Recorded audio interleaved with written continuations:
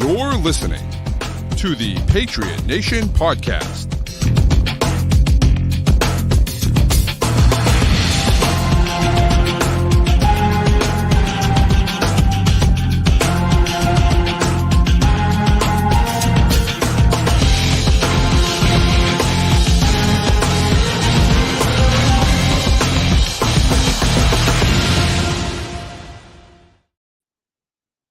All right, welcome to another edition of the Patriot Nation podcast. It's your guy, Pat Lane.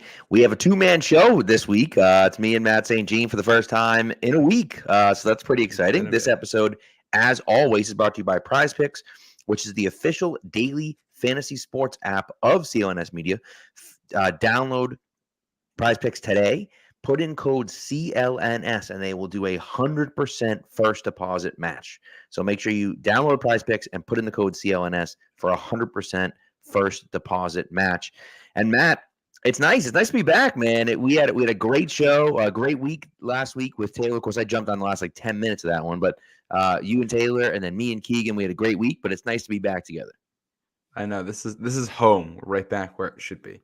That's right. Which, by the way, with Prize Picks, this is the perfect week to sign up. We got March Madness starting, and filled out my bracket last night. I already hate it. I filled out my first bracket, by the way, before we got the actual times of the games, and found out that I had picked upsets, and I think four of the first four games that are happening in the tournament, which made me feel a little queasy, realizing I was riding that much on that. But yeah. Let me tell you something, man. I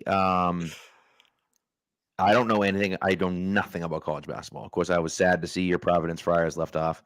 Big East got snubbed with only three people, Really but rough. only three teams. But I saw a little bit of Nebraska and Japanese Steph Curry, I believe is what they're calling him. Let me tell you something. He's good. I'm rooting so hard for Nebraska. Nebraska, by the way, I read or heard, I guess on part of my take, Nebraska has never won a tournament game in the school's history. How could you not root for them? And if you watch, I got to look at the guy's name because everyone just called him Japanese Steph Curry, but I tweeted out a video of it. So let's see if I can find it here. It is Casey Tominaga, maybe Something like that, yeah. They call him Japanese Steph Curry, and he looks like so much fun. So I'm waiting. All I want to have happen is for them to win a game in the first round, and just for a few days, people to go nuts over Japanese Steph Curry. It's Who would they play in the second round? I forget. I have absolutely no idea. I don't even know who they're playing in the first round. I don't even know. I don't even know. I'm pretty sure they played Texas A&M in the first round, and A&M is one of the weird teams that I didn't think should have gotten in, and then they're a 9 seed. And just how does that happen? But weird bracket this year. Weird bracket. But. So there you go. Yeah. But anyways, it's fun. You know what I'm doing? I'm doing in if you want in, the guy at work does a $50 squares. The March Madness squares, Pat. You got squares for everything. Let me tell you something, man. If you guys aren't in the March Madness squares, you got to get into March Madness squares because it's 64 games. It's $50. And it's all 64 games. And you just get a winner and a loser, get a winning number and a losing number for all 64 games. And it is so much damn fun, especially on Thursday and Friday when there's a billion games going on. It's so much fun. Yeah. I did that last year. Did not win last year. Maybe this year is my year. Yeah, so you never know. So anyways, all right.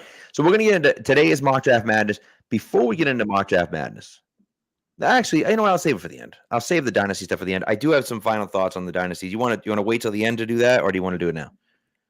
I think we get it out of the way now. We'll do the mock draft stuff in the back half. Okay. All right. So here's my take on the Dynasty. And by the way, I thought the Dynasty was better. By the way, a few people saying hello. We got Gary saying hello from across the pond. Thad Skywalker saying hello. Matt over here saying hello as well. And James wants everyone to know that he is in fact awake. So thanks for coming through, James. Appreciate you. But yeah, 64 teams does mean 63 games. Okay. And if you want to get technical, it's 68 teams, so it's 67 games. That is true, but the playing games don't count to the squares. No. So 63 games there.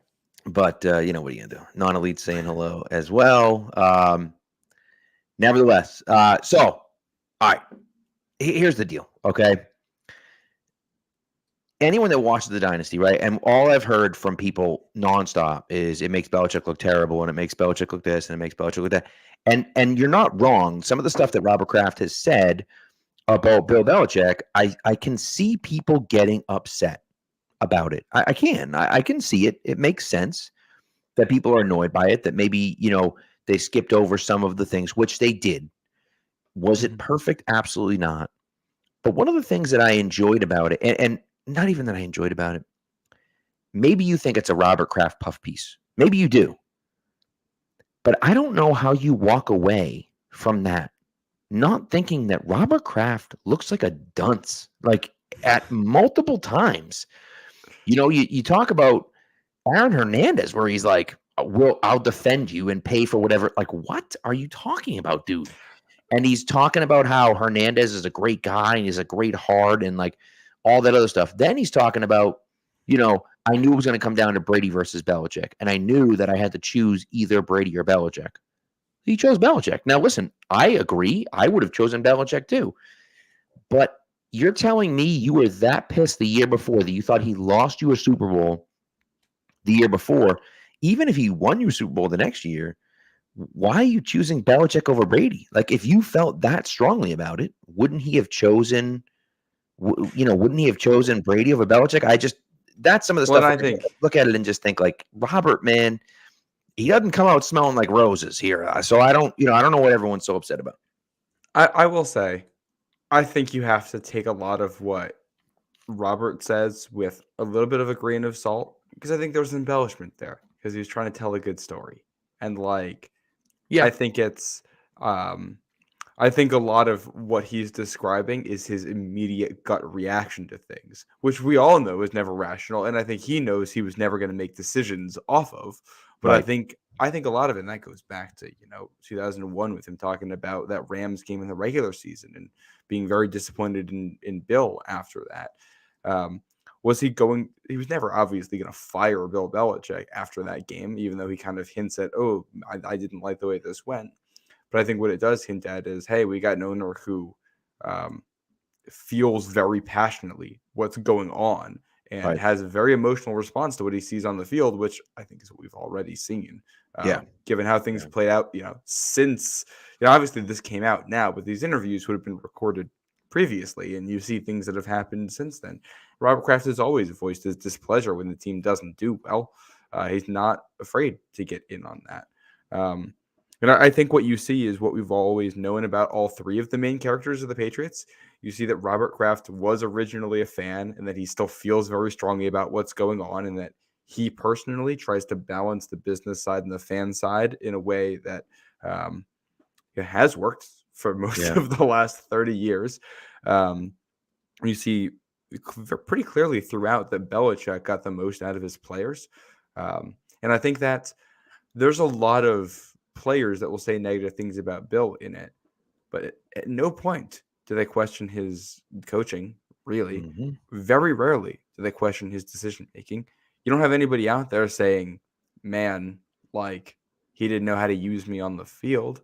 Right. And I think this is something we've always known about Bill Belichick. He is not the easiest coach to play for. That's part of what has made him the greatest coach of all time. And I think the documentary gave us a really good insight into just how difficult that was at points. And it doesn't take away from the greatness. It's just showing how the sausage is made, and it isn't pretty all the time. And it's not supposed to be pretty. Right. And then you get to see Brady. And I think Brady comes out the best of anybody in this. I think I appreciate his transparency through the whole thing. Apart from a couple issues that he didn't want to talk about, which I don't blame him for, he comes off as very, very genuine throughout the whole thing. He pretty much gives honest reactions to everything that happened. And the quote from him where he's talking about, it was perfect. Why does it have to be anything more when talking about the dynasty? Perfect. I think that's the tone with which it should be taken. I don't see this at all as a hit piece on anybody involved. I see it as them talking about the fact that despite all of the greatness, things were very hard because this is a hard thing to do. Mhm. And I don't think you're supposed to read too deeply into anything other than it's people talking about how they felt in the moment. Right. You know, Well, we've all been in the chat in this during game post games, and we know emotionally how we feel right after a game. Now, be the guy who's got tens or hundreds of millions of dollars invested in it. Be the guy who's responsible for making the decisions. Be the quarterback in charge of it. They got those emotions too, and getting right. to actually hear that instead of the sanitized press conference right after the game, I think is really nice. Well, and that's what's funny about it is that people want to hear it, but then as soon as they do hear it, then they accuse people of, of being detrimental towards other people, whatever. But James, I thought, look, in other news, Mr. Hard Ass was a hard ass. Like Yeah. everyone knew Bill was hard to play for. Everyone knew it was challenging to play here. Everyone said we took it as a point of pride. Not everyone can play in New England. And then as soon as we say not everyone can play in New England and it's hard to play here, people get pissed and they're like, oh, Kraft is saying, blah, blah, blah. It's like, well, wait a second. Like, no, that's the story. Like, that's the whole story. That's not airing dirty laundry to say that that's what it was like. Right. And that's part of the piece. And I think that's a key component to it. They won so consistently because Bill was like that. Right? If Bill was just like, it's fine, don't worry about it, like they wouldn't have won as consistently as they did. It helped that they had Brady, the greatest player of all time, obviously. Mm-hmm. But then there's part of it that you look at it and say, man, like having that guy that didn't allow them to do those things,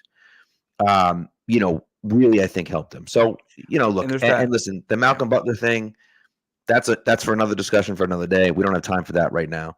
But the Malcolm Butler and the Eagles Super Bowl, I don't want to get into it. I'm not doing that. Yeah, so, but I did love I think it was the Brewski quote in it where he says that they're all a wet towel and Bill was trying to squeeze everything out of them.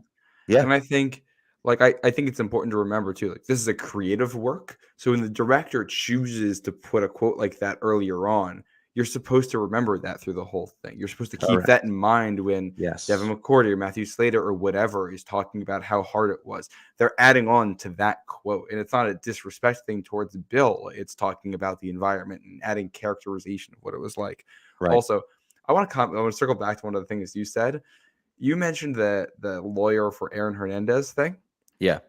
I actually, maybe I'm just totally misreading it. I actually thought Kraft came off really well there, because I liked that his immediate response was, if you're telling me you didn't do this, I'm going to believe you, and we're going to have your back until you've found out otherwise. And that was kind of the mentality you see. It's funny Kraft almost comes off like a mob boss at points in this. Where like, if you're in the family, you're in the family, and you're going to get the defense no matter what. But I appreciated that because I feel like we see across the sport all the time how little loyalty there is in football. Yeah. And like, how many organizations are going to go out there and say, hey, if we think that you didn't do this, we're going to put ourselves on the line to help you out, especially with a player in a situation like that. And obviously, it didn't end up coming to fruition because Aaron Hernandez absolutely did do it, and they didn't offer their legal support because that became very clear. But the fact that had it been, a misidentification or, Aaron Hernandez wasn't involved and it was a false accusation of some kind, I do appreciate that they'd have a player's back in that. I feel like that's the kind of thing you would want. Obviously, there's degrees here, but yeah, I didn't. I get you. I didn't hate that. Yeah. But, all right. Okay, let's get into the drafting. Should we do the live draft first, or you want to talk about the listener mock drafts that we have? Do we want to get through all the free agency moves? We got KJ Osborne to talk about. Yes, KJ Osborne to the Patriots. Look, someone said it best that it was similar to a Kendrick Bourne deal. Mm-hmm. A guy that's pretty good. He's a third receiver. He's obviously behind Justin Jefferson. He's obviously behind, Jordan Addison, who I know was a rookie this year, but still, I think, it was obvious that he wasn't quite as good as Jordan Addison. The guy's not a number one receiver. Let's not get it twisted. He's not a number one receiver, but he's a guy that can come here that, from all accounts, is a really good guy in the locker room. which you need. You continue to need those guys.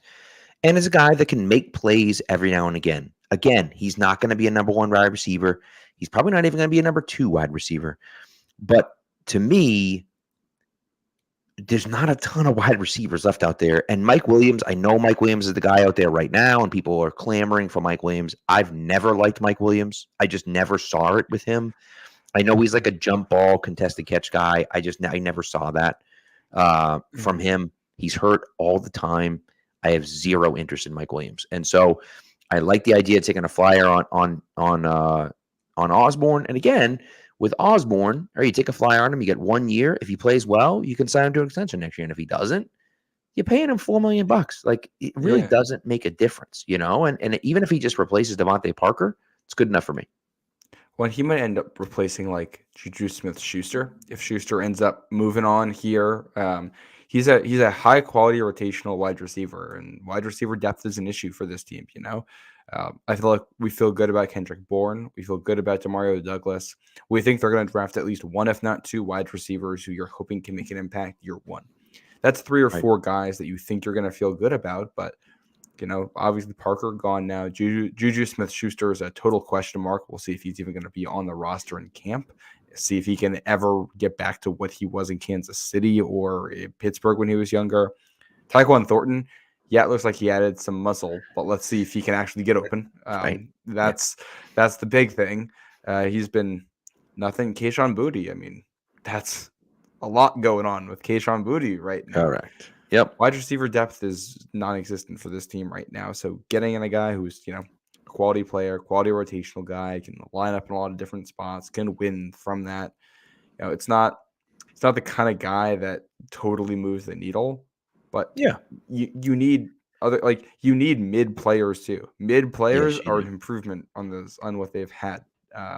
So I'm very happy with it. And the locker room stuff you mentioned too. Yeah, and that's correct. And again, he's not changing the game. He's not a game changer out there, but if he's your 4th receiver, he's a hell of a lot better than the 4th receiver you had last year. And so, just that part of it is better for me. So we'll see. You mentioned the Chargers guys too. This is where it's tough because like Mike Williams, we're talking about, injury prone former 1st rounder who is a contested catch ball on the outside.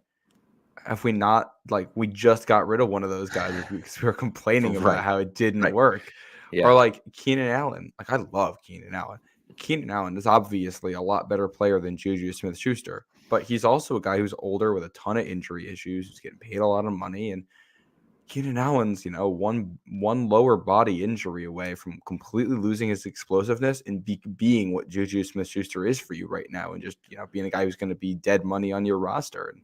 And not just that, he's old. Yeah, I think he's old, and I also think the fact that they didn't try to acquire him points to the fact that they're not sold on taking a quarterback at 3. The Bears moved for Keenan Allen because they wanted to give a veteran, reliable receiver, when he's healthy, a veteran, reliable receiver to their number 1 pick.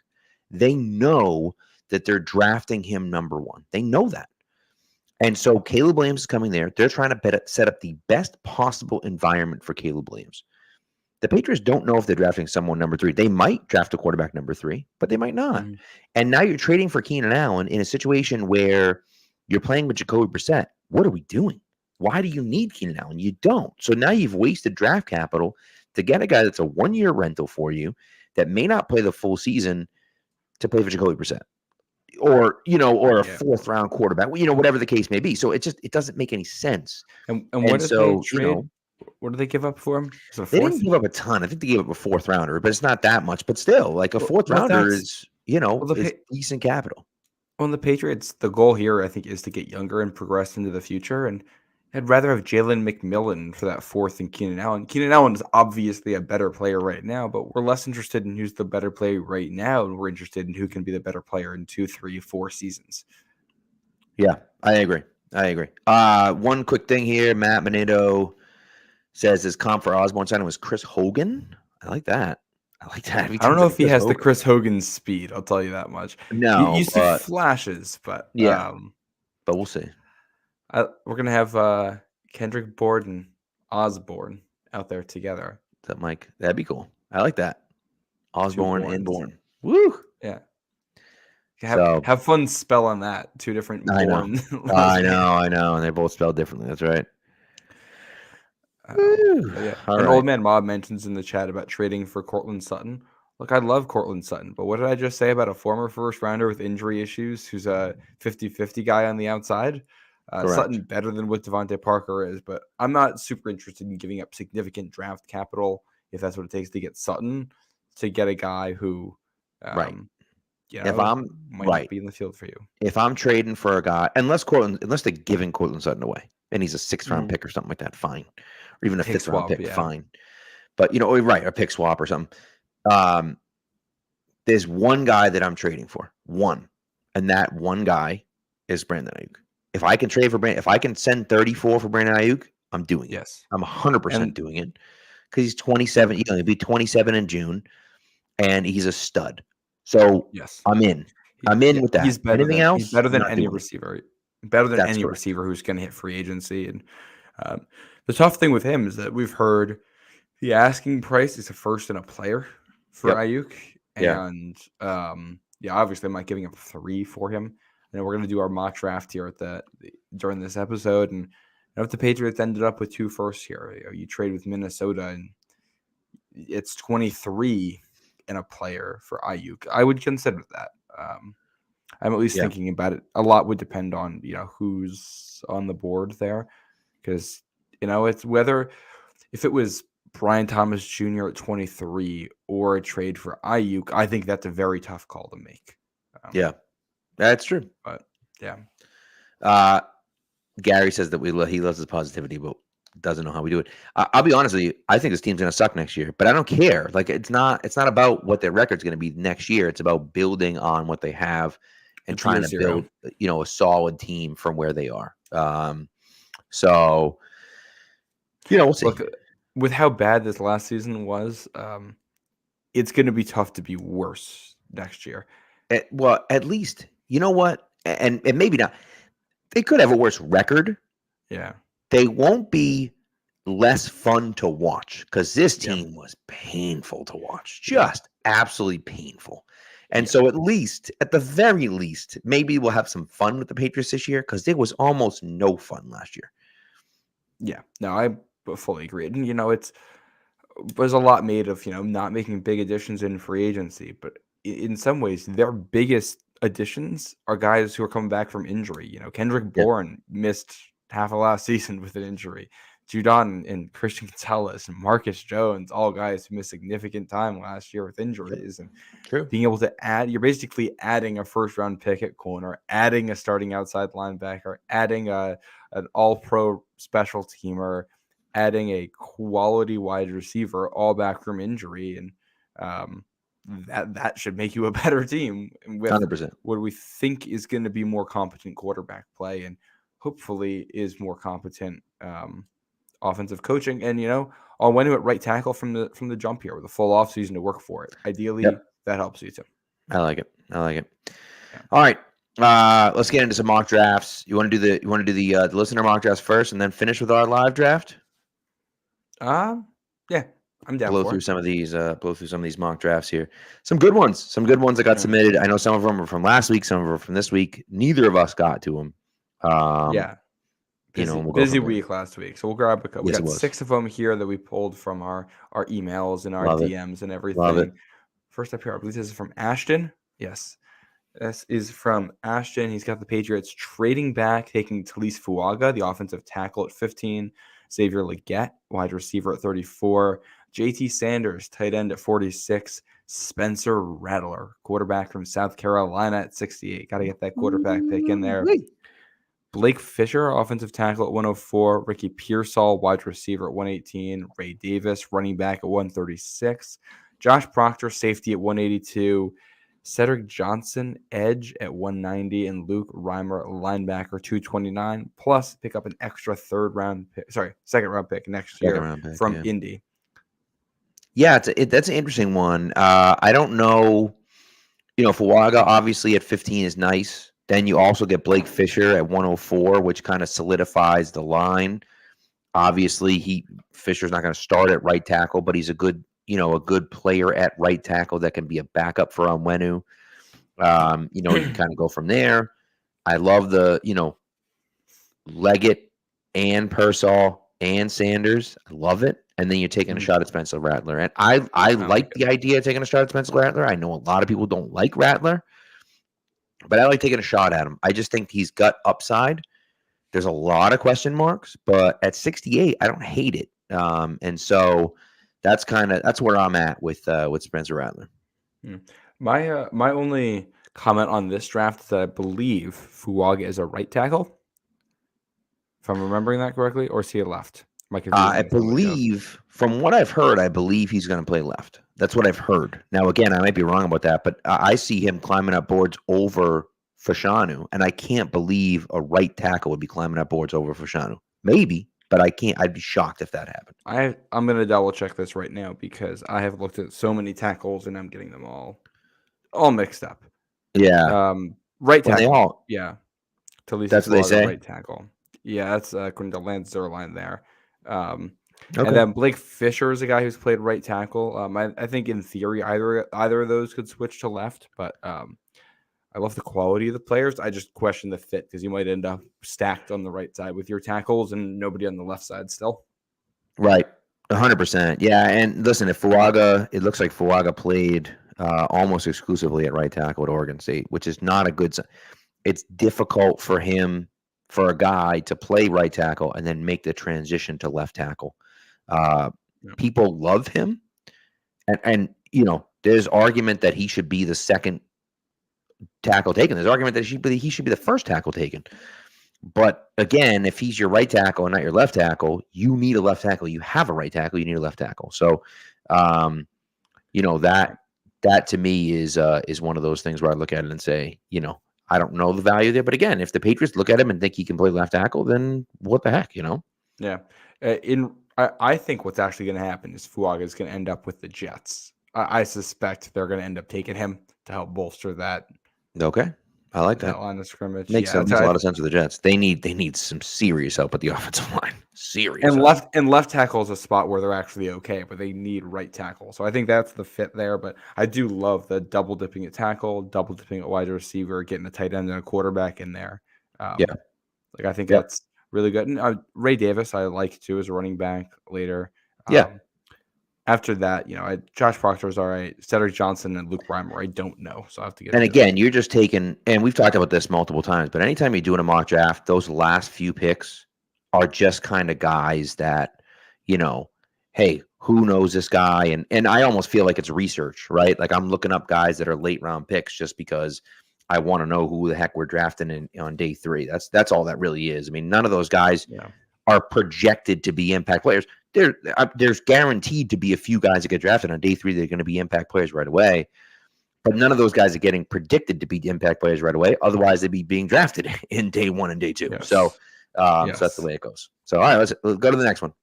Next one we have here is from DJ Daniel. So this is from last week, and you can tell because it has the Patriots working a trade in here for Justin Fields, which. That one is going to be off the board here. But we'll roll with it. Patriots swap picks 3 and 9 with the Bears. Get Fields a 4th and a future 1st as part of that. And then you're going to see them trade 34 and 104 to come up back into the first round, the end of the first round with Arizona. For 27. So you put it all together. The Patriots at 9 end up taking Dallas Turner. I'm assuming this is the top defensive player off the board. You get a pass rusher there. Yeah. 27, A.D. Mitchell from Texas. Love the fit. I think it's a really good one. 68, Karan Amagaji, the tackle from Yale. We've mentioned him a lot on here before. I would not be surprised to see him end up in New England. Yep. Theo Johnson, the tight end at 123. Marshawn Lloyd, the running back at 136. Tyke Smith, the safety at 182. And edge defender Braden McGregor from Michigan at 229. Well, there you go.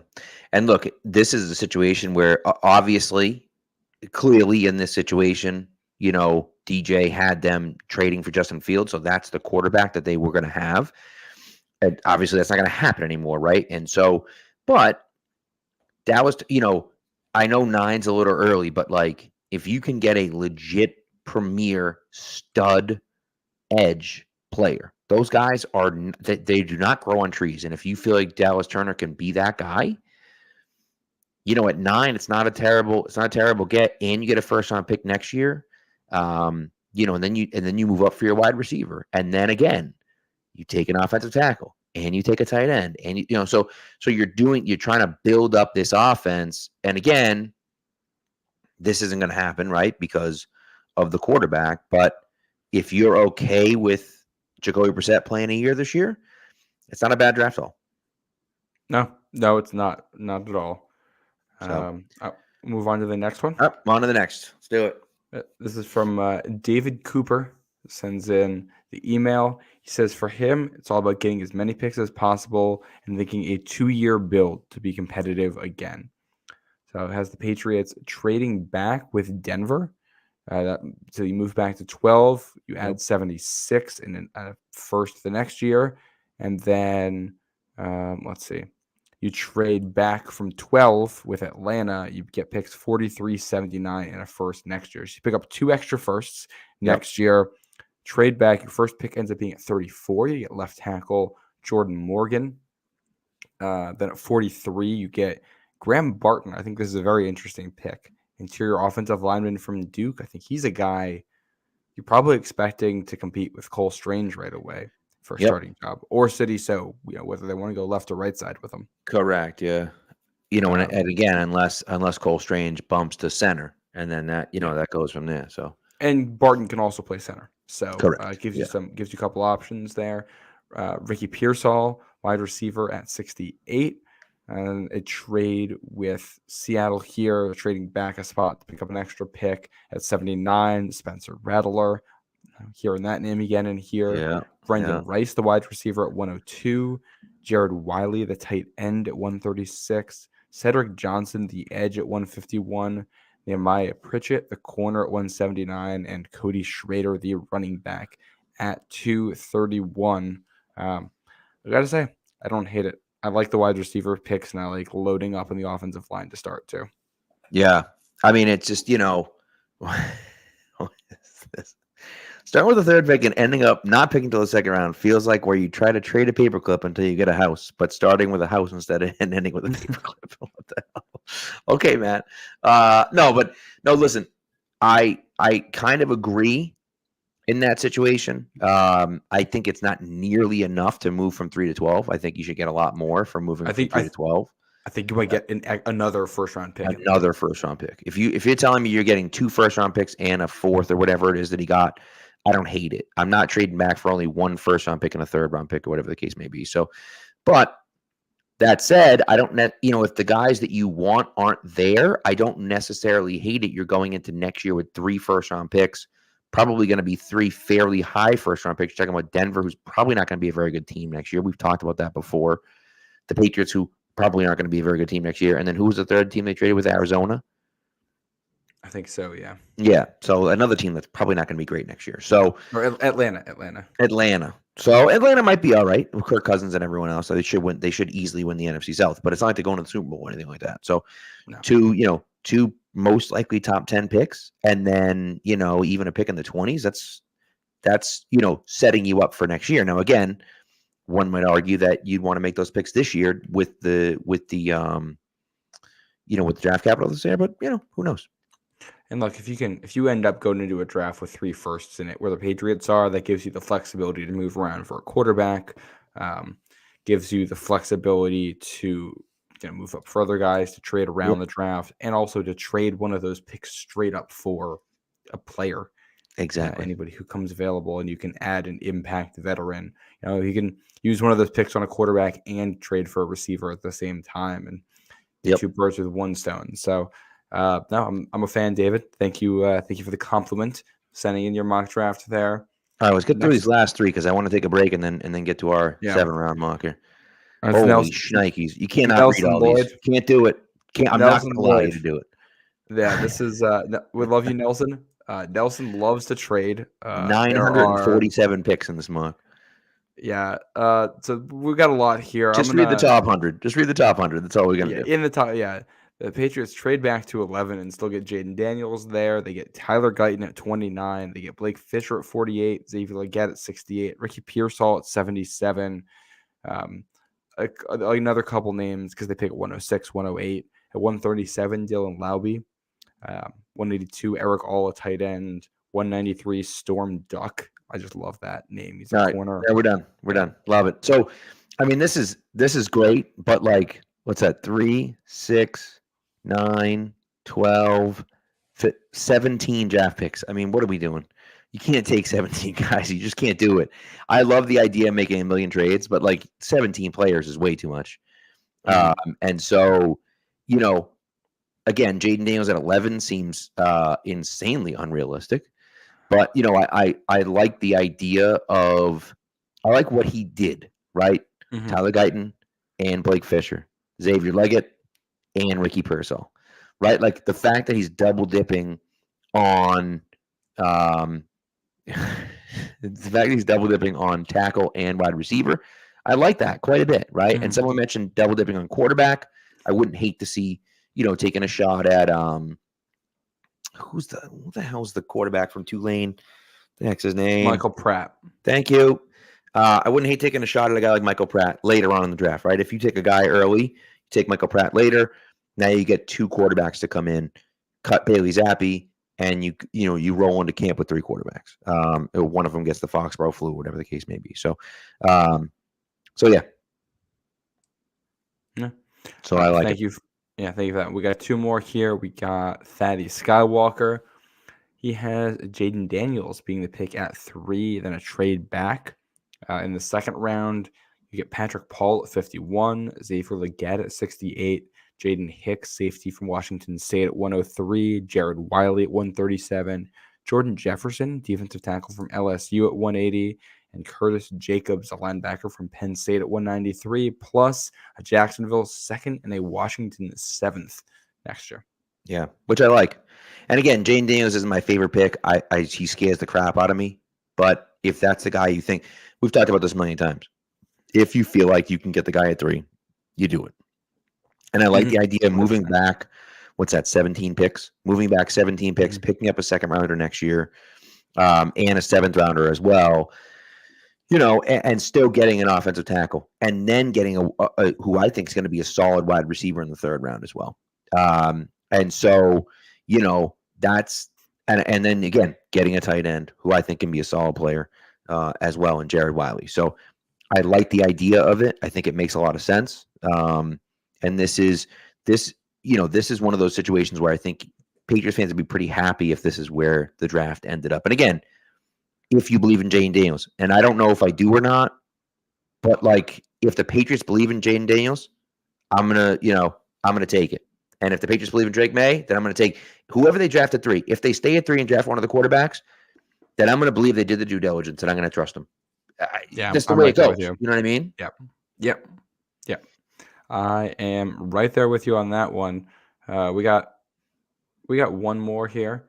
This is from Westboro.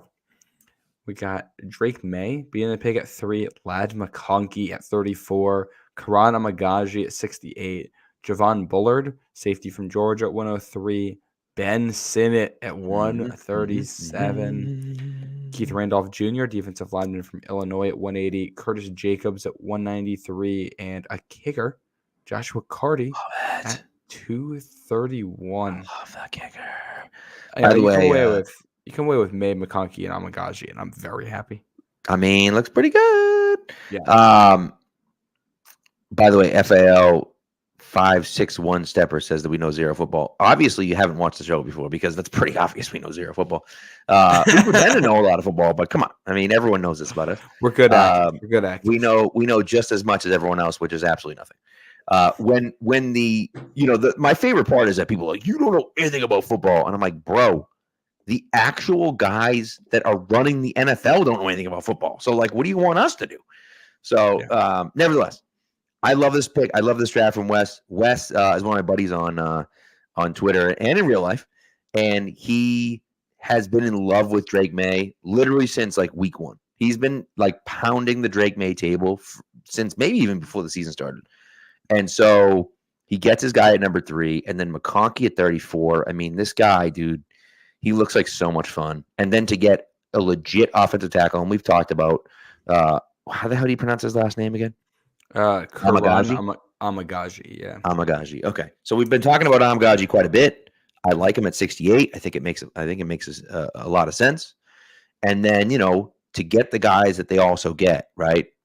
Ben Sinnott, we know we love Ben Sinnott, right? So that's one of those things for me where I look at it and just say, like, man, that's a heck of a draft. And again, I'm going to trust the Patriots. If the Patriots believe that Drake May is the guy and can lead them into the future, then I'm gonna trust him. What choice do we have, right? I'm gonna trust him and go from there. And so I like this draft quite a bit. Yeah, that's a good one.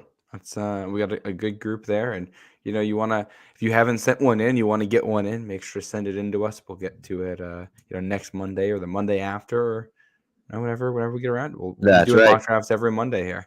That's right, baby. And it's Pat's Nation Network at gmail.com. All one word, Pat's Nation Network at gmail.com. Feel free to send in an email. And again, as you saw from there, some of them were screenshots of actual things. Some of them were, were just like literally just emails. Either one's fine. So we're down with either of those. So just get us the info. We'll put it on there. Exactly. So, all right, let's hit a break, and then we're going to do the live mock draft afterwards. By the way, on FX right now, double feature, dude. It's playing right after another. The Day After Tomorrow, one of the best, worst movies ever made. The acting in this movie is so incredibly bad, and the way they like personify weather and ice is hysterical. It's fantastic. My favorite part is the end of the movie when like Dennis Quaid is like saves his son, spoiler alert, and then his son's Jake Gyllenhaal, by the way, and Emmy Rossum is in it. He saves his son, and then he like smiles at him, and then Emmy Rossum like puts her head on his shoulder, and he like smiles back at him, and then Dennis Quaid has the big smile again on his face. Like, that's just the worst acting of all time. It's the worst acting of all time, and it's absolutely hysterical. So I gotta watch this movie now. Toss on FX. It's fantastic. Maybe tape it. Wait until the end of our show. Watch our show, and then right. Tape it so you can fast forward through the commercials and stuff like that, and then you can always, we got about a half an hour left here, so you can always catch up afterwards. So, all right, let's hit a break, and we'll be back with our live 7-round mock draft. Football season may be over, but the action on the floor is heating up. Whether it's tournament season or the fight for playoff home court, there's no shortage of high-stakes basketball moments this time of year. Get in on the excitement with Prize Picks, America's #1 fantasy sports app, where you can turn your hoops knowledge into serious cash. Now, Prize Picks even offers injury insurance so your entries stay in play, even if one of your players gets injured.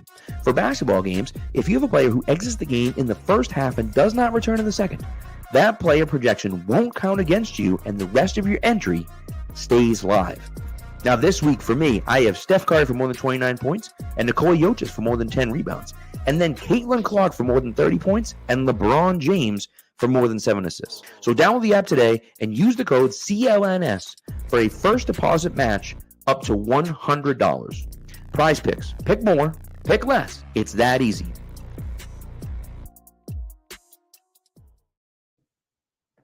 All right, here we go. Back from break. All right, let's get into our 7-round mock draft. So here we go. So we're going to do this on PFF. We're going to be the Patriots. Now, we've talked about maybe trading back up. My dad texted me. My dad is obsessed with this idea, and I'll share it with you, Matt, and I'll share it with the people, see what the people think. My dad's obsessed with this idea of drafting at 3,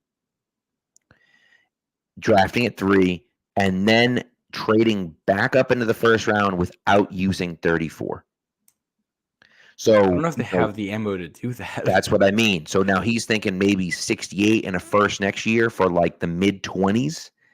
I don't know if that's enough, but history says that it might be enough. The Patriots traded 29 in the Randy Moss trade. The Patriots traded 29 for an early fourth-round pick, and the Niners' first-round pick the following year. The Niners are projected to be a decent team. The Patriots are projected to be not a very good team. And so is there a chance that some team looks at it and says, you know what, we can move back to 68 and pick up a first-round pick next year in exchange to move back? I'm just with the fact that we know this team is going to struggle next year. I'm just not that interested in giving up a future first. And I agree with that. Right now, the only thing is that let's just say hypothetically, let's just say that you draft Drake May at 3. If it's Drake May, you draft Drake May at 3. One of those premier offensive tackles is around at 25. You move your first round pick and your third round pick to get him, and then you take a wide receiver at 34. And so now you've drafted a number one quarterback, a number one left tackle, and a number one wide receiver, and you've done it all in one draft, right? And if you hit on all three, now all of a sudden your offense is good, and you're back to an 8-win team next year, just because you fixed your offense, right? And we've talked about this, how if you could just get a middle of the road offense, you can get to be an 8 to 10 win team because your defense is so good. I don't know if I love it, but it's interesting. It's just an interesting thought. And again, I don't know if I'd do it, but he's had it in his head. I was curious what people thought about it. Curious what you thought about it, and we can kind of go from there. I know we talked about doing something a little different in this draft, but nevertheless. Yeah, I think Pat and I had talked about this earlier. We saw Minnesota made a move up over the weekend to come back into the first round and pick up pick 23 from Houston. And I think we wanted to run through a mock here where the Vikings make a big move up to pick 3, and the Patriots get 11 and 23 out of it. We want to just see how that draft would unfold. I played PFF now has a public versus PFF board slider in here, and I haven't played around with it enough to really know, so I just put it, about a third of the way up here. Positional value about halfway. Draft for needs more, and then we still got some randomness in here. Do we want to go for this, Pat? Yeah, let's do it. I like the idea of trying to move that pick to 3 to Minnesota. Yeah. So I think if this trade were to happen, Patriots give up 3. If this is a quarterback deal, I think what you would get back is 11, 23, and a future first. Correct. Now, are they saying that that's not going to happen? They're saying it's about a 29% chance to be accepted, but that's also, they don't budget in Minnesota willing to give up extra stuff for a quarterback here. Okay. So let's see if they take it, and then if they don't take it, we'll just force it. Yeah. So offer trade, not accepted. So let's just force it, because I do think that that's the most realistic. Yeah. Of the options, right? Now I do understand, right? And Jay says it, right? What are the odds you'd hit on a quarterback, left tackle, and wide receiver in the same draft? Just make high quality picks at 3, 34, and 68. I understand where you're coming from, Jay, and you're not totally wrong. But again, and this is what it comes back to, right? And people have talked about it ad nauseum. And it's so funny. I mentioned that today. I tweeted out today that there have been reports that the Patriots are both unwilling to move back from 3 and also have explored moving back from 3. And they both came out today, those reports. The Patriots are doing it right. Credit to them. They're doing it right. You don't want anyone to know what you're doing. So credit to them. They're doing it right. Now, here's the idea, right? And I know, and Jay says not the smart play, and that's okay. That's totally all right to believe that. The thing is, and the biggest part for me, is that if you don't believe the quarterback can be the guy, if you don't think that quarterback can be a top 5 to 10 quarterback in the NFL, you don't take him. Period. Yeah. Period. Well, you don't take him. Yeah. And I think if this deal gets done once the Patriots get on the clock at 3, because I think it's going to be highly, highly dependent on who's going to be there. Right. Unless Washington's already leaked that they're taking, unless the dominoes fall and everyone knows that Washington is taking Daniels and everyone knows that Chicago is taking Williams. Right? I think you still wait though anyway, because you want to see if anybody else offers something up. Yeah, true. Yeah, and I think in realistically, I don't think you're making this trade if Drake May is on the board, but if it's Jaden Daniels and JJ McCarthy and Minnesota wants to come up for one of them, I'd be very happy doing something like this, because you need a lot of good players, and getting 2 firsts this year and 2 firsts next year is a pretty good way to jumpstart that process. 100%. And again, you have to trust. Ultimately, you have to trust in the Patriots, right? You have to trust in their evaluation. If they believe that Drake May or Jaden Daniels are the guy and have a chance to be the guy of the future, then you do it. Yeah. And if you don't believe that, then you don't. And listen, sometimes it can be a hunch. Sometimes it can be I don't love the way he operates in the locker room. Sometimes it can be I don't love the fact that his players didn't go to his birthday party. I don't know, right? It doesn't matter what it is, right? But hopefully everyone caught that, but that's a draft day reference. But for me, it just comes down to, do you believe if he can be the guy? And if you believe that he can be the guy and lead your team, not just be a guy that's there, but actually lead your team and be a top 5 to 10 quarterback in the NFL, you don't spend a top 3 pick on him, especially if you're getting offered 3 first-round picks to move down, right? That's the way it goes. And we'll see. And they could be wrong. I mean, these guys are wrong all the time. Look at the 2021 draft. They were wrong. Everyone was wrong in the 2021 draft, except for the Cowboys. You have to Micah Parsons. Everyone was wrong in the 2021 draft, right? And so that's the idea, And look, and Kevin says the lower you go, the chances of hitting are less. That's true, except when it's not. When in 2021, you take Trevor Lawrence, number 1, who's been fine. Zach Wilson, number 2, who sucked. Trey Lance, number 3, who's terrible. Justin Fields, number 10, who just got traded for a 6th-round pick next year. And then Mac Jones at 15, who got traded for a 6th-round pick this year. Well, and I think just the more chances you have, the better your odds are of hitting on somebody too. And Right. They need so many things, because if you can hit on both first rounders and get 2 Pro Bowl guys, it's a big impact. Agreed. Agreed. So yeah. All right, let's get to pick 11 here. Let's see what happens. Yeah. So we'll start this draft. Patriots picking at 11 first. We'll just see what happened before it. Yeah, it actually has Drake May going 1, Caleb going 2, Jaden Daniels going 3. I don't think that's how it's actually going to end up going. Now this is where I think things get interesting for New England right off the bat, and becomes one of the issues with trading down into the range where you're at 11. Is that Marvin Harrison Jr., Rome Odunze, Malik Neighbors, all gone. They go in the top 7. Joe Alt is gone. Talise Fuaga is gone. Brock Bowers is gone. So, Olu Fashanu is here. Troy Fotano is here for tackles. But you're kind of in, I think, no man's land here for wide receiver. So I think if all the best players on the board here are tackles or defensive players. So I think if you're here, you're probably going tackle. Yeah, I think at 11, you have to take a tackle. I think we've taken Fashanu in the past. So, and you know who I was thinking of? The left tackle is Fontenot. Remember we were going back and forth about who was the right tackle and who was the left tackle? I think Fontenot was the left tackle, yes? Yeah, he's a left tackle who some have projected to kick inside to guard at the next level, but I don't agree with that. I think he's the tackle in the NFL. Yeah. So maybe that's the guy we go with here. I think we've taken Fashanu another one. So why don't we go Fontenot here? Yeah. And make him that, that guy that is that's there. You know what I mean? Yeah. And Fuaga to the Jets there at 10. What did I say? I thought that's where he's going to go. Yep, you were right. Well, I mean, this mock you were right, at least. Yes. So Patriots trade back, or not trade. They end up at 23 here. Let's see, notable names. Olu Fashanu ended up going to Seattle. JJ McCarthy ends up going to the Rams in this one at 19, which I think is really interesting. It is interesting. Yeah.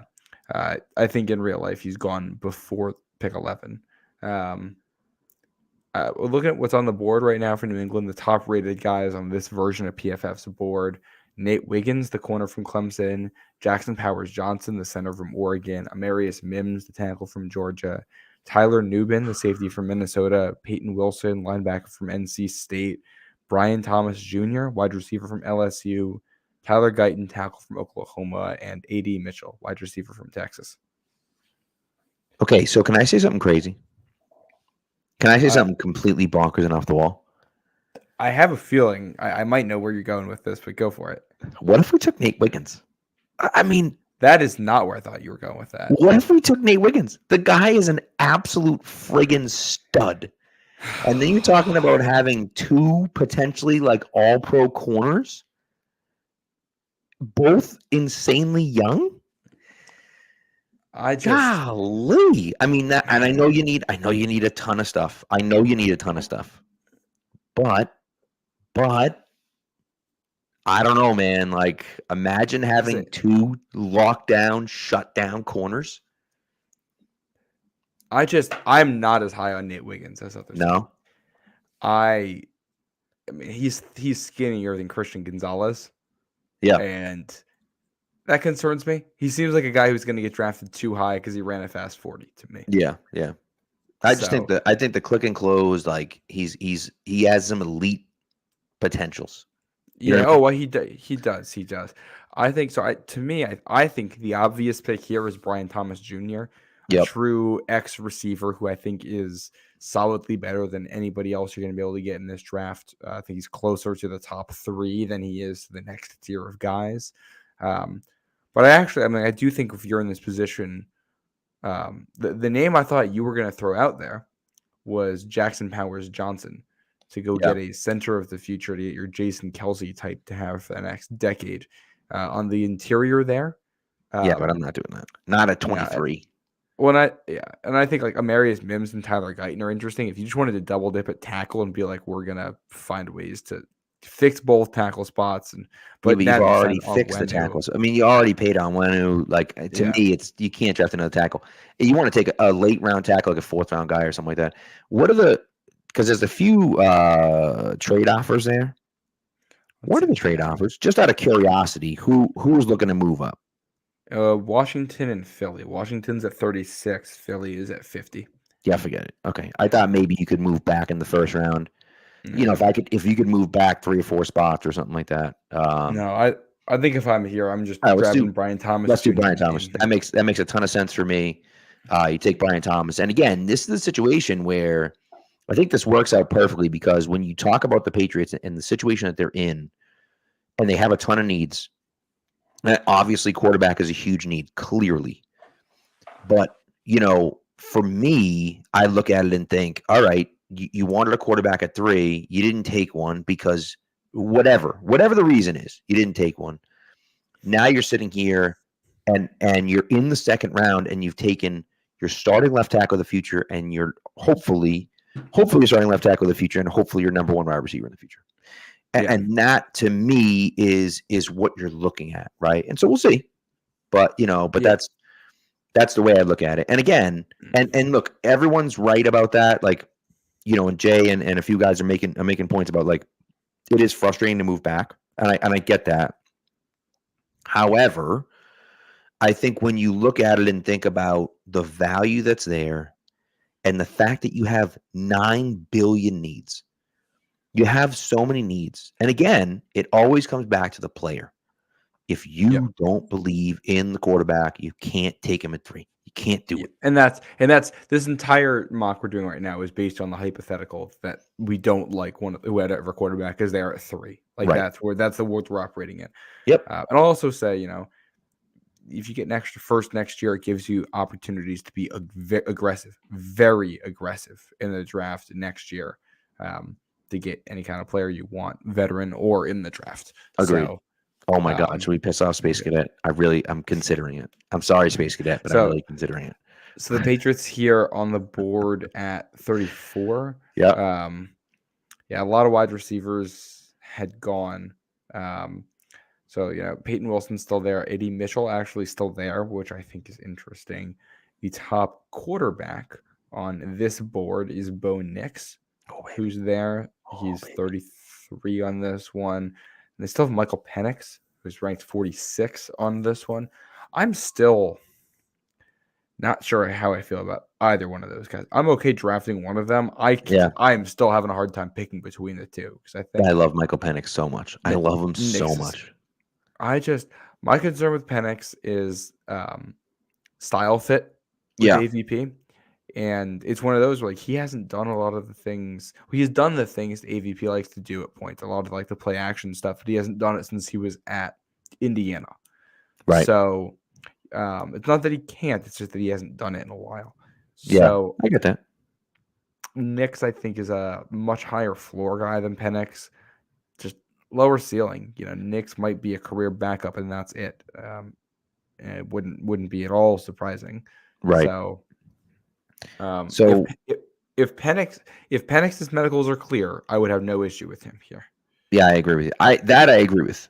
That I agree with. I like Penix quite a bit, but again, the medicals are the thing that holds everything up, right? And it depends on how you feel about that. Do we want to operate in the world where Michael Penix's medicals are clear and take him here? We could. I mean, I'm also tempted to take AD Mitchell and just say F it and just go for weapons and get 2 wide receivers.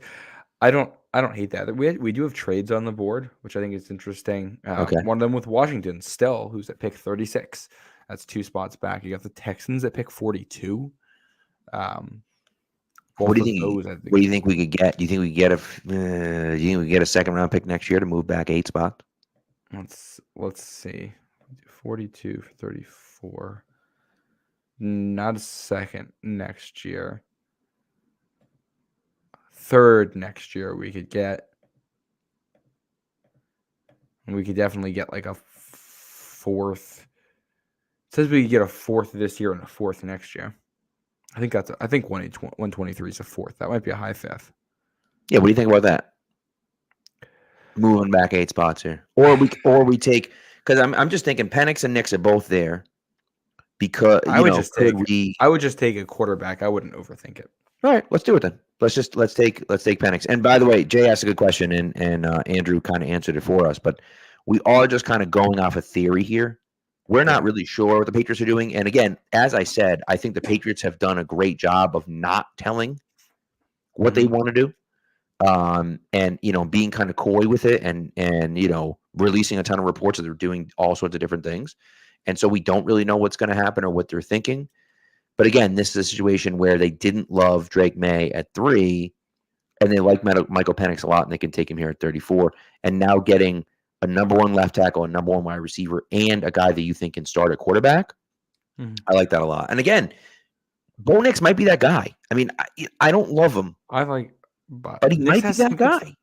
Nix is and the thing that both Nix and Penix have going for them is they're both very good at avoiding sacks. I think that's huge. And Nix in particular, he has some real athleticism. He can move, he can run, he can scramble, he can make plays on the go in a way that Penix maybe can't. It's just, Nix operated in an offense where, half of his throws are 2 yards down the field to a wide open receiver. So how that translates, you never know until you drop him in. 100%. Yeah. All right, let's take Penix and push it forward to 68. Yeah, so we got Penix. We're here at 68. What's jumping out to me here at 68 is that Xavier Legette and Jalen McMillan, the 2 wide receivers, are on the board. Those 2, I think you're taking one of them. Yeah. So the question is it McMillan to pair him with Penix, as Matt says, or is it Legette, who has that kind of big body? The question is, do you want that big body guy? Well, not do you want, but do you need that big body guy if you just drafted a guy in the first round? Mm-hmm. I think if you're taking Penix, I think McMillan is really appealing here. For that, I like Legette. I don't think Legette's going to be here. I think he's going to go before this. I think so too. Yeah. And you also like Marshawn Nealand is there, who's a guy I know you like. If we want to look at other positions, the edge defender. Yep. They're not going to double dip at quarterback, but Spencer Rattler is here. Jalen Wright, the halfback from Tennessee, is here.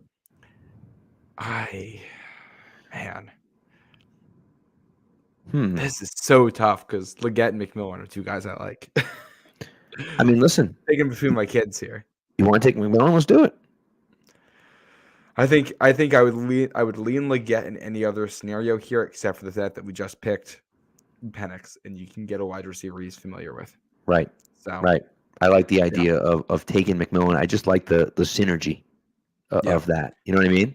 And again, if it is a toss up, you go with his guy. Yeah. So McMillan is the pick here at 68. So you go tackle, wide receiver, quarterback, wide receiver. Pat's on the board again at 103. And the thing that stands out to me here, Dominic Pooney, tackle from Kansas, on the board if you want to double dip there at tackle. I don't hate that. And again, you have Onwenu, you have a left tackle. You feel good about the fact that you take, Fontenot in the first round, but you give yourself some insurance at tackle. It's one of the most important positions in the field. Now, I will say, you did sign Chucks, right? Who I think they think can be a quarter four, Chucks quarter four, who I think they think can be a good swing tackle. He might be their depth there. So maybe you're looking at 103 thinking we can get something more out of that position than a backup, right? At 103 here, if you're taking Pooney, you're drafting a backup at 103 is what you're doing, right? Well, the appeal of Pooney too is that he played guard in 2022 and he played tackle in 2023, both on the left side. Yep. So he has that versatility, and he might not end up being a backup. He might end up being a starter, depending on how things go with Cole Strange. Yeah. No, I can see that. Yeah. Some of the other names I'll mention here: Eric All, the tight end from Iowa, is on the board. Bo Limmer, the center from Arkansas. Depending on how we feel about David Andrews and Jake Andrews. If you want to triple dip at wide receiver, Jacob Cowing is here, who I think is a really interesting prospect. Quite a bit. Yeah. Matt Gonzalez, the tackle from Pitt, is here. You got two Ohio State guys, linebacker Tommy Eichenberg, Cade Stover, tight end. As Audric Estime, the halfback from Notre Dame. I don't know if you've watched him at all, but he looks a lot like LeGarrette Blount. Very big guy out there. Cam Hart, the corner from Notre Dame, is still here, who I think would be a really interesting pick too. I think he's a really good fit in New England. I like that quite a bit. So see, this is where I almost lean defense, because you've spent the first 4 picks on offense, right? Yeah. You've drafted 2 wide receivers. You've drafted a tackle. You've drafted, your quarterback. And so I think this might be where you go either tight end, in Cade Stover, or a guy like Cam Smith, who I think, can make a difference at corner. And again, Tyke Smith, as Matt's pointing out, Tyke Smith is there if we want to go free safety. If the Patriots are interested in taking a guy that's a free safety, I think that's not a bad pick either. Outside of tight end, outside of Stover, what else is available at tight end? Let's see who they got here. Eric All, 103, Cade Stover, 113. Ben Sinnott, they have is ranked 141. Theo Johnson's still on the board. Those are guys who will probably be there at the next pick. Yeah, I would get. Okay, let's wait on tight end, and let's. I'm cool with Cam Hart. If you'd like to do Cam Hart, I'm down with that. I like Cam Hart, and I have not watched Tyke Smith, but if he is a true, guy who can play. Oh, it looks like he played a lot in the slot and less deep safety. I think they need a true deep safety, so I'd go Cam Hart here personally. All right, let's do it. Yeah, getting a corner from Notre Dame there to build out the depth in the secondary. Now it's 137. We got Malik Washington, Eric All, Kalen Carson, Jordan Travis on the board. Ben Sinnott is here. Theo Johnson's here. Could draft another Hilltopper quarterback in Austin Reed if you're looking for a depth pick. No. No. All right. So here's the curiosity that I have. You say Eric All from Iowa? Mm-hmm. I mean, my dad just texted me. He goes, "Iowa's tight end you," which is true. Iowa is tight end. Do you know where he originally is from, Pat? Oh God. I have no idea. Massachusetts. The defending national champion, Michigan Wolverines. Oh, well, the Michigan Wolverines. Look at that. That's famously bad tight ends from Michigan. But he did go to Iowa, which balances it out, maybe. Maybe a little bit of both. What do we think about him? What do we think about what's his last name, dude? Eric All? Yeah, okay. I don't know. I mean, I honestly like Sinnott more than I like All, even though it has All ranked way higher in this board. I just think Sinnott's a better prospect. Yeah. Hmm. I think Christian Boyd is an interesting name here, by the way, the defensive lineman from Northern I like Iowa. him quite a He bit. Yeah. he did not get a combine invite, if I'm remembering correctly, but did really well at the Senior Bowl as a versatile interior defensive lineman who can play from a bunch of different spots. He seems like the kind of guy the Patriots would take, if I'm being honest. Yeah, I don't hate it. I certainly don't hate that. There was a report that the Patriots were in on him. If you wanted to go tight end, you said Ben Simmons there. Is Theo Johnson still there as well? Theo Johnson is still here, yes. Okay. So we could take Sinnott or Johnson, or we could wait until the next round and hope one of them drops and go with Christian Boyd here if you would prefer doing that. You know, we've done a lot of the Theo Johnson and a lot of the Ben Sinnott, so maybe we do Boyd to do something a little bit different here. I like it. Let's do it. Yeah, try something a little You've bit sold me. different. Yeah, so Christian Boyd, defensive lineman from Northern Iowa at 137. Now we're all the way down to pick 180. Somehow Eric All is still here. Bang. Nobody wants to take him in this mock. Well, I'll tell you, he's significantly higher than I see him pretty much anywhere else. Yeah, it's weird because his rank is 103, but his average draft position is 180. Yeah, because he's not. He's. I mean, I don't know. And he only played 3 games last year. No, that's not true. Oh, he went to Iowa, right? And then he had 21 catches in 7 games last year. He had 3. He played the 3 games in 2022 with Michigan and got hurt, and then 7 games with Iowa. Right. The problem with him is that he doesn't. Like Iowa might be tight end U, but he doesn't have the juice. Like he ran, I think, like a 4.8 or something like that. He's slow. Yeah. Honestly, the guy who interests me more if we're going tight end is the guy who was from Michigan, AJ Barner, who he's not going to be like an explosive weapon, but he's a really, really, really good blocking tight end. Yeah. Which I actually find it really funny. His average draft position in here is pick 181. Do you know who picks at 181, Pat? That's Jim Harbaugh, his old coach. Look at that. By the way, someone asked, because I think the pick after us who's the pick after us? Is that a forfeited pick right after us? Or do they have they not come out with that yet? What do you mean? No, maybe I'm wrong about this. There was someone asked a question about what happens to forfeited picks. If picks get forfeited, what happens to them? Mm-hmm. And we'd never talked about it. We just skipped over because we were talking about something else. Yeah. If that guy's still in the chat, or if people are still curious about that, if a pick is forfeited, it just stays there. Nothing happens to it. It just gets skipped. Yeah, it just kind of disappears. It happened last year to the Dolphins. Didn't have a first-round pick, and so there were only 31 picks in the first round instead of 32. And so, so yeah. So that's the idea. Yeah. So just out of curiosity, if people are curious about it, if there's a pick that gets forfeited, it just gets skipped over, and so there's one less pick. Yeah, I think here I'm okay with either one of the tight ends, to be honest, All or Barner. I think All is, in theory, higher upside, but I'm worried about what that injury did for him, and Barner is, low ceiling because I don't think he's ever going to be all that as a receiving option, but I think he would instantly become your best blocking tight end. Yeah. I mean, listen, I don't think it's a terrible idea. Look, he's not, I don't know, Barner has about the same speed, I think, that All does. I think. We do some Googling here. So when I'm looking at NFL Draft Buzz, and again, but it's one of the places I like to go to. They have Barner to 4.7, and they have All at a 4.8.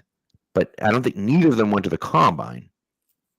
So, yeah, or neither of them ran at the combine, I should say. Yeah, so Eric All tore his ACL this past season, so that's part of it. So you're getting a guy who's still recovering from that.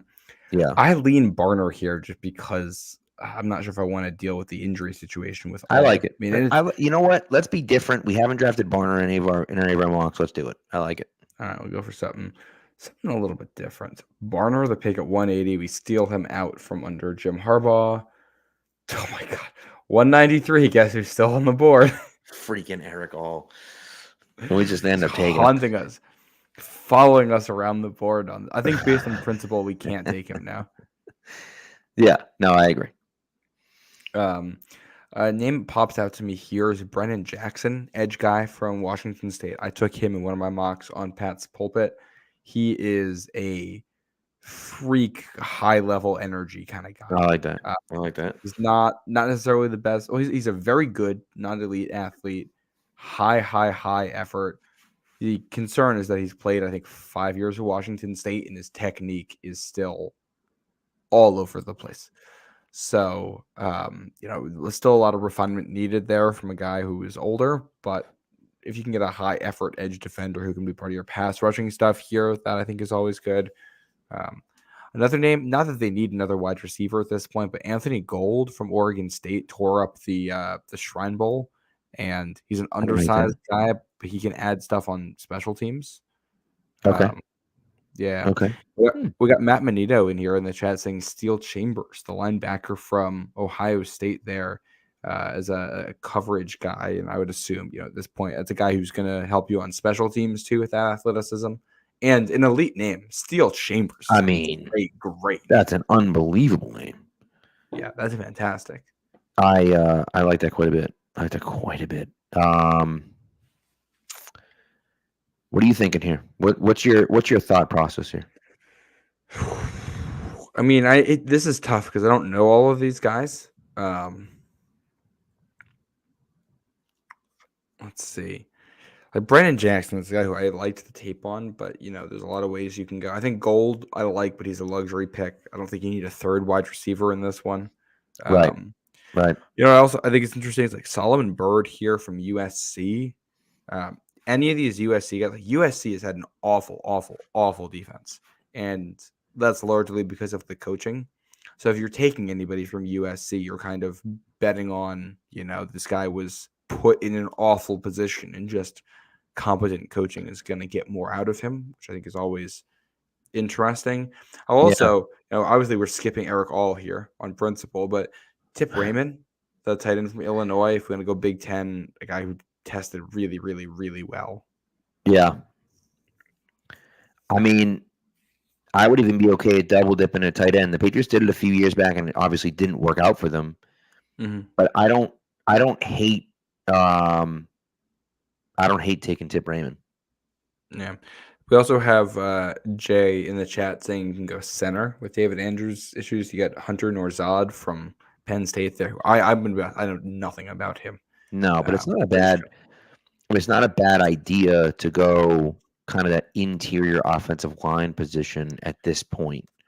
Yeah. Right. Is kind of the way I feel about it. The draft for it. Yeah. Oh, look who's still here. Who be that? Tanner Bordellini. Oh my guy, dude! All right, Tanner Bordellini's the pick. Come on now. You get the versatile interior offensive lineman. I like that. I don't think he's actually going to be here, but I don't think so either. But what the heck if he's there? Not only is he there, he's way down the list. A Wisconsin interior offensive lineman on day 3. Yeah, sign me up. Mother of God, Eric All's still there. All right, we got to take him. I think we have to take him at this point. We can't. There's no shot he would actually be here. He's gonna be our 7th round pick. If he's still there in the 7th round, we're taking him. This is the 7th round, Pat. What? Is it really? Yeah. God. Come on. We gotta help this guy out, dude. He keeps dropping. Yeah, you know what? There's nobody in here that like Trente Jones from Michigan as a tackle is like a great personality for the locker room. There you go. I feel like you'd end up taking a tight end here anyway. So why not Eric All?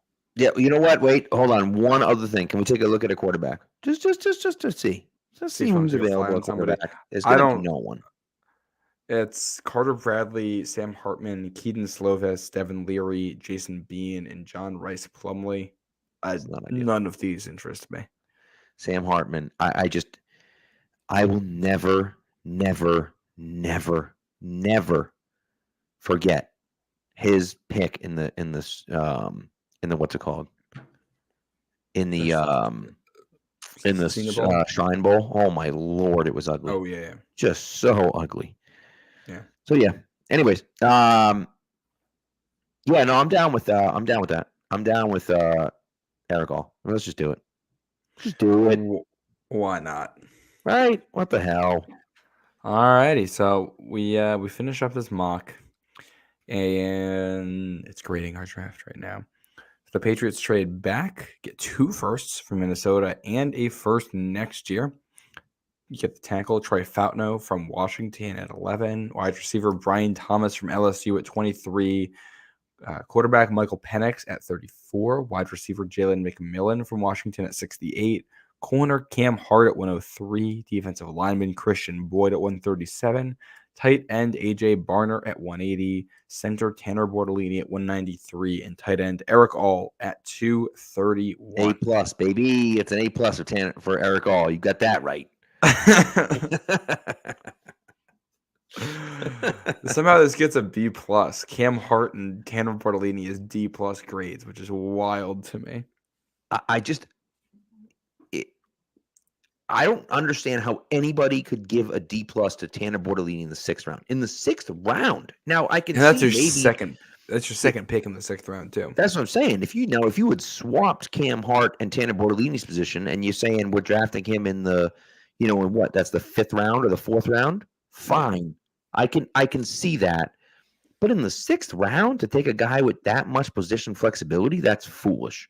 And Agreed. so no, I think that's crazy. I disagree with the B+, but we'll take it. I mean, I'm okay with it. I think you're taking 3 guys from Washington, which is interesting. I mean, that's a team that was in the conference in the national championship. So nothing necessarily on that.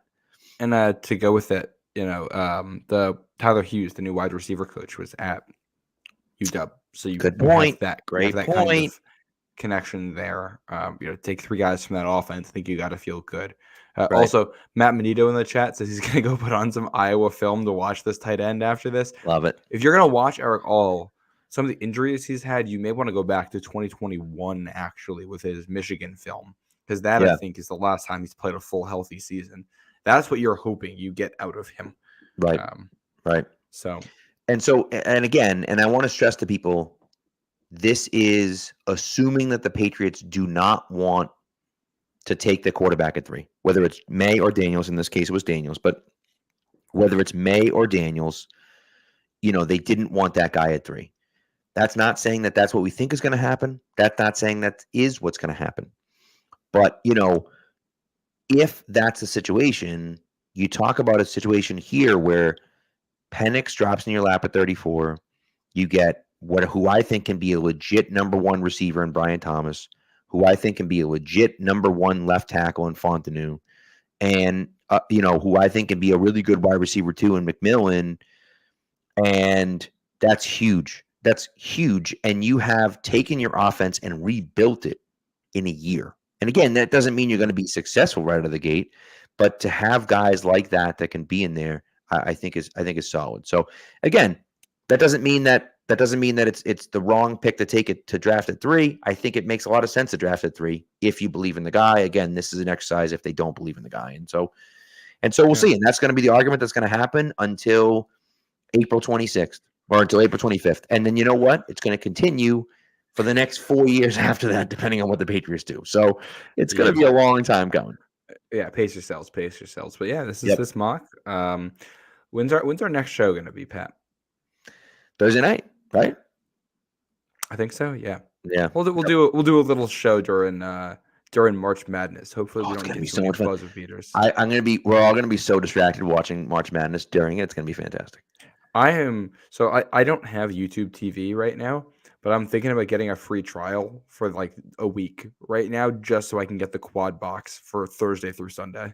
That's a great idea. I don't even like the quad box. I'm out on the quad box. I just want one game, and then I want the things like the scores all up in the top. When I can be like, oh my god, I gotta switch what channel's True TV? Part of the True TV, the official channel of March Madness and Impractical Jokers reruns. Right, exactly. Yep. Oh my goodness. So we'll be back Thursday night, doing more content, and James with the comment of the night. These are the entire mock draft had the Microsoft Office paperclip asking if you wanted to draft Eric All until you finally gave in. He literally was the number one player on the board for like 3 straight picks, or maybe even 4 straight more. picks. I think it was 4 or 5. Yeah. So I love it. Oh my goodness. Yeah. Anyways, all right. Well, that does it for us, man. You want to end on a fun note here? Let's do it. Let's do it. Did you see what leaked today, Pat? Oh my God, the Texans jerseys well, that we're talking about. So the Texans are getting new uniforms this year, and it leaked. Somebody posted it on like Reddit or something, and like an hour or two after a picture leaked, the like Reddit account of the GM or the owner of the Texans, who had previously like done stuff on Reddit, so he had like an official account, went into the Texans subreddit and just posted a high quality picture, being like, "Oh, you guys liked that? Here's a higher quality photo of it, confirming that they were real." God. So a little drama. I don't hate them. I think they're boring, but they are. It could be a lot worse. I don't understand. I don't understand. Like, why are we making them worse than they were? That's what I wanted. Someone's got to explain to me why we're making them worse than they were. From what I have heard about what the Texans are doing, they have 4 new uniforms, each almost with their own theme. So we might have 3 more coming out that all look very different from the one we have right now. True. So I don't know what's going to happen with that. But yeah. Ooh, James says same question, but about silver pants. We need to keep the silver pants. I don't understand why we don't have the silver pants. It's simple. It's blue over silver at home. It's white over blue on the road. Correct. And you get like 1 or 2 games with the red jerseys at home, and like 1 or 2 of the all blue at home for like a Monday night game or something. Correct. I don't like the all blue at all. But if you want to give me 1 game of all blue, fine. But it should be blue over silver. Come on now. But when you play a team like the Chiefs that have the red, all right, the all blue is like a nice contrast to that. Yeah, like that I don't hate. Yeah. But yeah. And we're gonna be playing the Texans this year, so whatever these new jerseys are, we're gonna see them. Good point. Yeah, good point. On our screens. But and Matt's right that the jerseys switch in 2020. Just it made the jerseys very generic. I didn't love it. I do like. It's the same template as the throwbacks that everybody likes. It's the same uniform. It's just different colors. But that's different colors, and that's the thing. It's not. But it's the color that is boring. The dark blue is just not. Ain't it? I really like, and a lot of people don't like it. I really like the away jerseys because they have that bright red stripe is great. Like that's, so. I think what the Patriots have going right now, when they wear the right pants with it, is perfect. So I know I'm in the minority. No, I get it. And listen, someone said bring back the Bledsoe blues. Love it. Love it. Blues. Love those. Those are so awesome. Sublimated stripes. It's so fantastic, dude. I wouldn't hate it. Get rid of the stripes. Get rid of the stripes, but give me the stripes. I like the stripes. the white with the blue numbers and the red outline. Are you kidding me, dude? Okay, it has the white jerseys had the red numbers. Oh yeah, sorry, red numbers with the blue outlines. Yes. Yeah. Yes, and, that looked awesome. Well, the Pats, they have they got the silver pants. They could go like throw back to the '90s and go white over silver on the road in 1 or 2 games too. Yeah, that'd be cool. That'd be cool. So yeah. Anyways. All right. Yeah. All right. Well, thanks everyone. This has been a great chat. Thank you everyone for blowing the chat up. We appreciate it. And we'll be back with you on Thursday night, talking some more madness about Patriots and probably being incredibly distracted by the first round of the NCAA tournament. It's going to be a lot of fun. So thanks. And we'll talk to you then.